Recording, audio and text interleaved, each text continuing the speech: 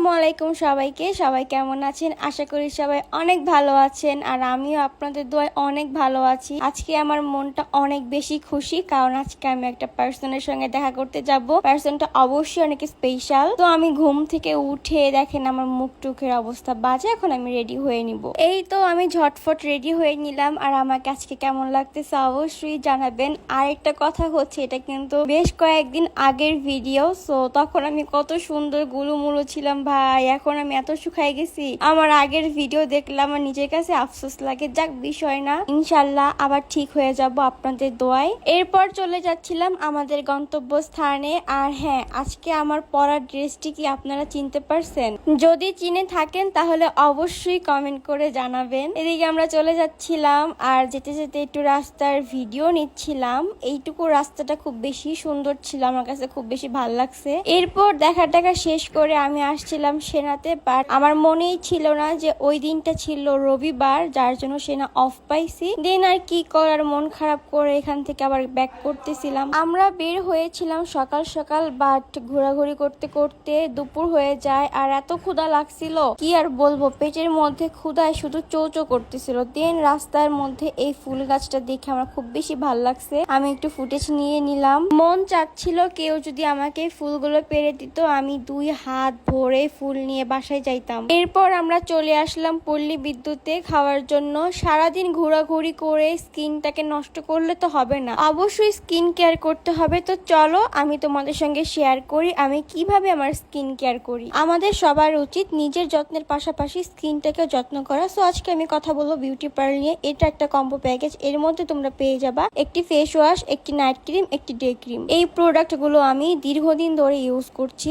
এটি ফেসের পিগমেন্টেশন দূর করবে, ব্ল্যাক হেডস, হোয়াইট হেডস দূর করবে, পিম্পলস দূর করবে এবং আপনার স্কিনকে 2 থেকে 3 শেড ফর্সা করবে। ফার্স্টে আমি ফেস ওয়াশ দিয়ে ফেসটাকে ক্লিন করে ডে ক্রিমটি ইউজ করি, এবং রাতের বেলা ফেসটাকে ক্লিন করে আমি নাইট ক্রিম ইউজ করি। যেহেতু এখন রাতের বেলা, তাই আমি ডে ক্রিমটি ইউজ করলাম না, এখন আমি নাইট ক্রিমটি ইউজ করব। আপনারা এই বিউটি পার্লার কম্বোটি পেয়ে যাবেন স্মার্ট সলিউশন এই পেজ থেকে। পেজটি আমি আমার স্ক্রিনে এবং আমার ক্যাপশনে মেনশন করে দিব, আপনারা চাইলে চেক আউট করতে পারেন। আর এই ছিল আমার ফাইনাল লুক। এরপর আমি হেঁটে হেঁটে চলে যাচ্ছিলাম 50 অ্যাভের উদ্দেশ্যে। আর এখান দিয়ে অনেক বেশি বালু ফলাইছে, যার জন্য হাঁটতেও পারতেছিলাম না, কষ্ট হচ্ছিল। আর বাইরে বের হলে ভিডিও করলে মানুষ এমন ভাবে তাকাই থাকে, মনে হচ্ছে যে চোখ দিয়ে খেয়ে ফেলবে, কি একটা বাজে অবস্থা। এরপর হেঁটে হেঁটে চলে যাচ্ছিলাম উপরে। আমি ভেবেছিলাম তেমন একটা ক্রাউড হবে না, বাট ভিতরে যেয়ে দেখি অনেক বেশি মানুষ। তারপর এই সাইডে আসলাম, এই সাইডেও মানুষ ছিল। যাই হোক, কি করার, পরে এই কর্নারের মধ্যে বসে পড়লাম। যেহেতু আমরা মানুষ ছিলাম 2 জন,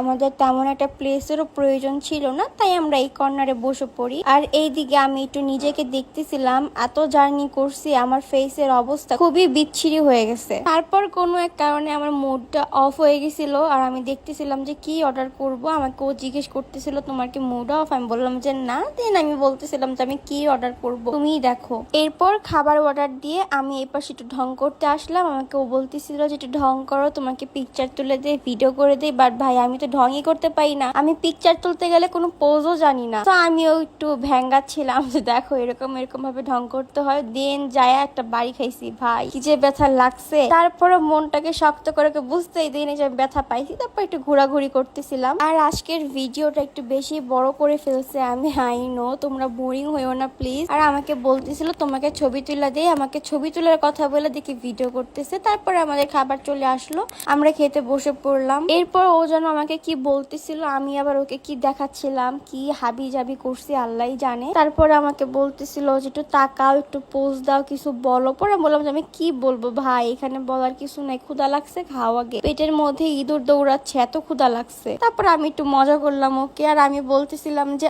আই নিড এ বয়ফ্রেন্ড অথবা হাজবেন্ড, আমাকে দিয়ে দাও।